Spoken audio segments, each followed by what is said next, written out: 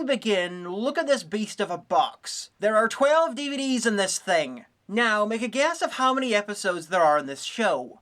12 as well! And how long is each episode? 25 minutes. This box set, which could be used as a flotation device, contains 3 hours worth of stuff. My guess is the makers want us to brain Satan with it. Now, this is a bit of a departure from my usual episode-by-episode TV reviews. A, it's not British, and B, well, I can't say it's not obscure. So, oh! B, it's religious! You see, I've created a hybrid of two of the moderately popular things I do in videos. I've taken an overlong takedown of a stupid-as-fuck TV show and crossbred it with merciless reviews of obscure religious entertainment. The resulting homunculus is this: Genesis 7. There's not 7 episodes or 7 characters, they don't even go to 7 different locations. So the only reason I can think of for this title is that it's a reference to the 7 alleged days of the alleged creation as told by the alleged book of Genesis. And that theory seems pretty likely, given that this is a Christian Scientist show interested in, and I quote, bringing glory to God from beyond the firmament of the heavens. When I say this is Christian Scientist, I don't mean a Christian who's a scientist, like Francis Collins. I mean this is made for and by members of the Christian Science movement. One of the groups that gets an asterisk beside their name when you're listing different types of Christians. There's many differences between them and the more mainstream churches, but the most famous one is that they don't believe in medicine. All disease, pain and injury can be cured by praying, and when you die it's because sin is overloading your body or something. Anyway, I really hope we get to see how they handle a quarantine situation with an alien race. If we let it in, the ship could be infected. You know the quarantine procedure. 24 hours for decontamination. No, it's okay. I prayed. Really hard. He'll be fine. In a hatch open.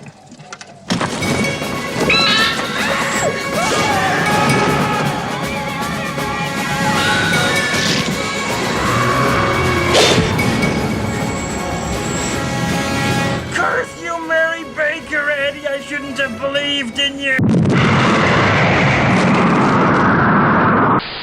We open with CGI, The Final Frontier. These are the voyages of...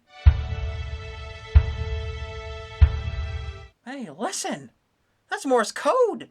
I think the show itself is sending an SOS.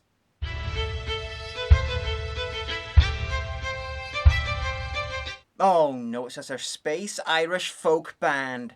I bet that whole fucking ship is filled with badly animated Bringloidy. Fucking hell, every time I stop talking they just add more instruments. Stop showing us your ship, it will never be impressive. Oh, good, a 1990 style credit sequence. I get the feeling I'm gonna audio swap this on occasion. Just these clips are about 1.5 minutes. This show is 25 minutes. Impossibly long intros for no reason, only work if you're me. And you're doing a movie review. In like my 2nd season. And I'm pretty sure you're not doing that, so knock it off, Genesis 7. The first thing you notice when the show begins proper is that the music is trying to kill the rest of the audio for the good of the human race. Warning, impact imminent. Lieutenant Andrews, retract the drill and return to a low lunar orbit. Retracting the DOGM. It's a noble attempt, but doomed to failure. And camera, stop running around. You'll never convince anyone that this is exciting. So, what's going on here? Why are there 2 children in space with Daniel O'Brien from Crack's more classically handsome but less interesting younger brother? I'm gonna save time and assume this. Last month, the notorious paedophile Sidney Cook was blasted into space to spend the rest of his life aboard a one-man prison vessel, but it was revealed that an 8-year-old boy was also placed on board by mistake. So as you can see, we are dropped right into the middle of the action as one of the kids, Daunton Andrews, is drilling for something on the moon when some literal sci-fi debris is about to crash into him. What the fuck are the chances that they chose to drill at the exact time and place that a random piece of spacecraft is going to crash into the fucking moon? I'm just saying that if you're right and there is a god, the fucker might hate you. And hey, surely Dauntonson is attracting that debris, why not pray it away? Like with appendicitis, you pray and pray and pray and pray and then you fucking die! And what the fuck kind of a name is Daunton? Sounds like a Downton Abbey spin-off starring a net reviewer with a fucking parrot. Anyway, the praying doesn't work. Warning. Lieutenant Andrews, can you read me? And we are thrust back in time by 2 days, using the TARDIS-like power of flashback.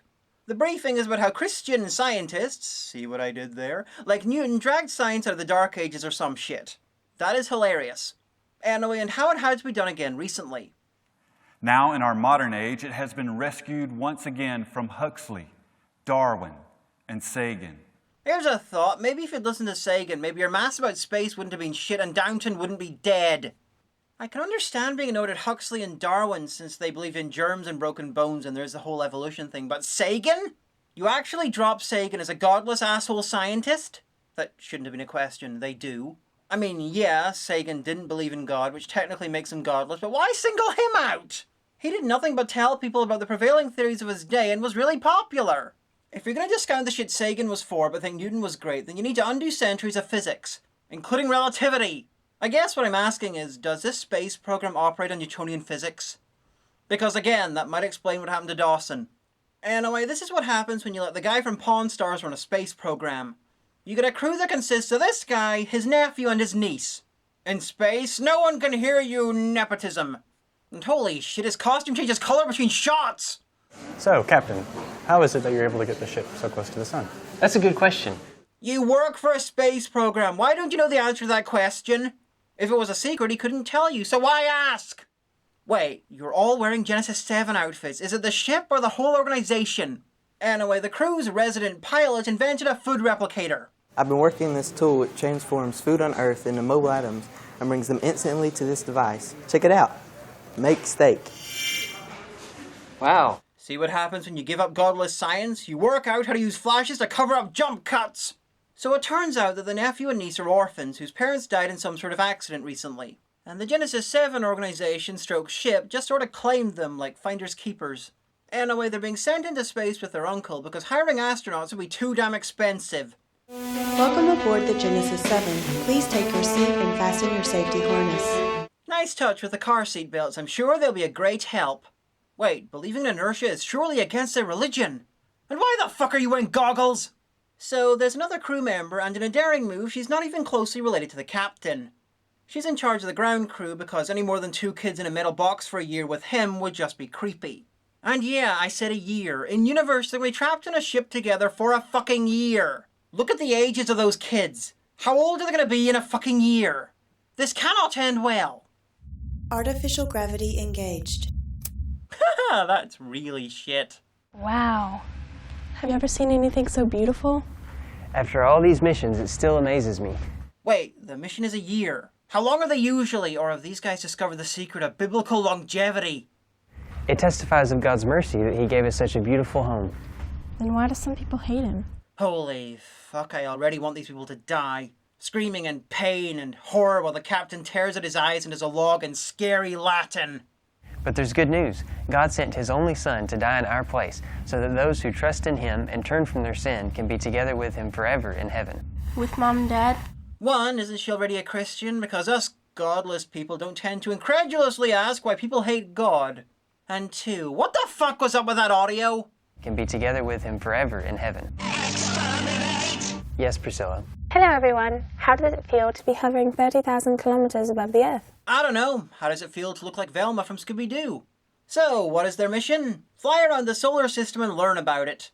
You know, the sort of thing that real-world, godless, Sagan-approved science already does without strapping children to tons and tons of rocket fuel.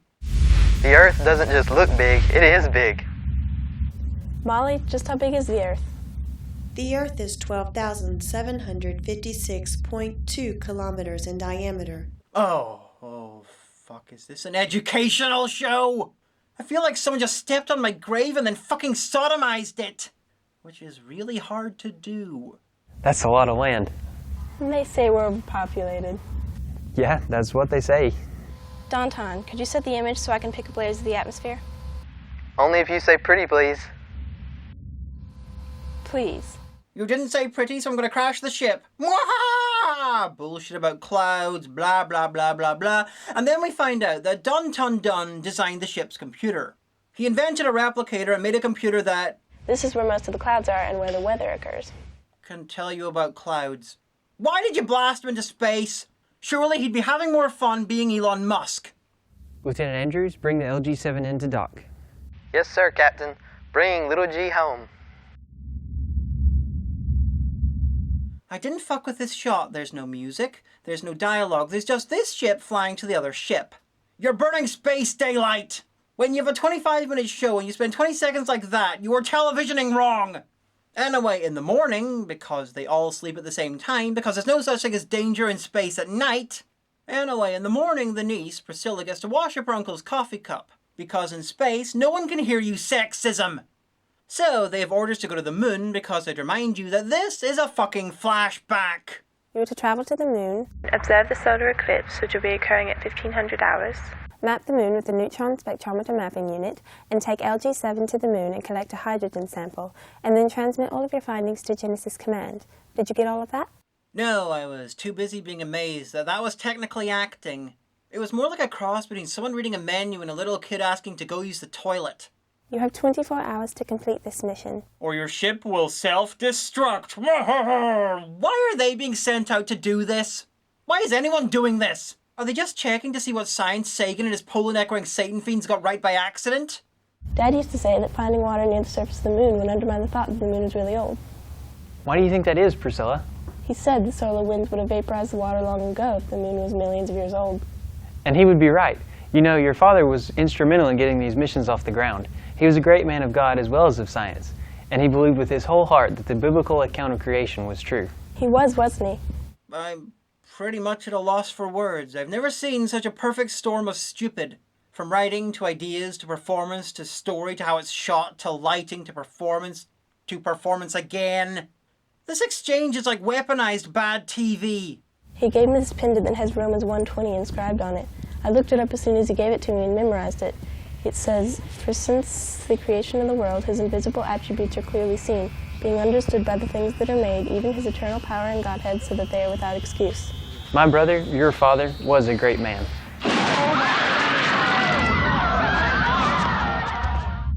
I've touched down. Request permission to engage the DOGM. Go ahead, and remind me again what DOGM stands for? Digger of great magnitude. That's what she said! Ingenious, isn't it? You know, you can use some technology that he didn't invent. I won't tell anyone. So this is where we came in. Warning. Dirt managed to get the drill unstuck and avoided death by debris. This is Lieutenant Donton Andrews, en route to G7. Uncle Enoch, he's alive! And emotions run so high that the rest of the cast forget how to act. It's good to hear your voice, nephew. Act. Emotions on screen. Acting. You all had quite a scare out there. I'm glad everyone's okay. Me too. That was really close. But don't ever scare me like that again. Ow, I didn't know love could be so painful. You haven't seen anything yet. Yeah, God's gonna sodomize his lubeless love into you. So as a reward for being alive, Tauntaun gets to whip out the ship's laser cannon and take revenge on the space debris field that tried to kill him. Lieutenant Andrews, prepare to fire the turret gun. Yes, sir. Firing up the Second Amendment. Wow, Tauntaun, that's actually a good name for a change. Motherfucker! Come on! Come on! Get it, baby! Come on! The crew are off to their second mission, visiting the fucking sun, and I hate this show already! I'm getting flashbacks to Bone Kickers, and now that might sound unfair because of everything, but I'd remind you that Bone Kickers wasn't meant to be educational. So Bone Kickers comes out looking good in this comparison. Yeah, this is a kid's show, but so was Bone Kickers. The only difference is no one fucking told Bone Kickers.